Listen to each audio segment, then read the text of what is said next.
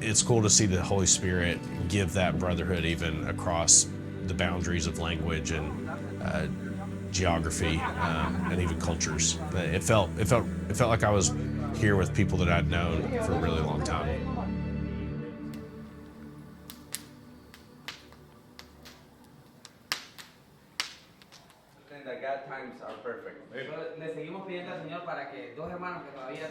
So the first couple of days of the trip, we went around to the different areas where Full Count has been able to share the gospel through baseball. For me, what it felt like those first couple of days was our purpose there was not only to get an idea of what ministry looks like here in Nicaragua, but also just to be an encouragement to the men who are out there.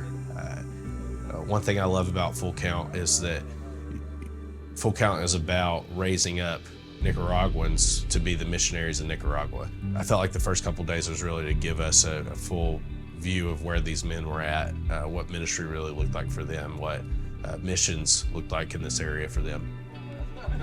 We couldn't speak the same language, but the bond was Jesus, and how welcoming, and just you could see how big their hearts are right off the bat. Like I said, I could feel the Spirit of God.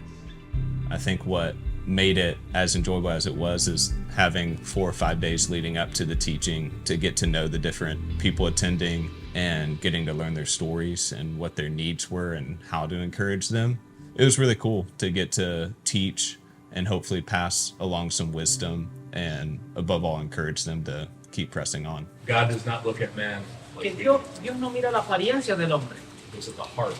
I think the overarching theme of this year's conference was how to be a faithful witness in a culture that's dark and even that stands against the gospel. So we went through the first 4 chapters of the book of Daniel. I think what was really cool is in each of those different passages, you see that God both granted them to be in those circumstances, so he's sovereign, he's in control of their circumstances, he's put those people there for a specific time and a specific reason.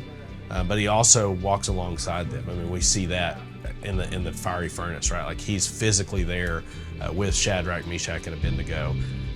In Daniel chapter 1, you see that God grants favor and compassion with the chief of staff of the king. Like over and over again, you see both God granting that these men would be in the circumstance and that God walks alongside them in the circumstance. And so I felt like those were themes that were carried out throughout the weekend and served as both challenges and encouragement to the guys here in Nicaragua.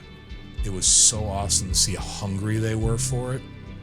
So that was really, I love speaking in front of people, so just seeing how engaged they were and how much it meant to them, I feel so blessed and honored that God would put me in a position to do that.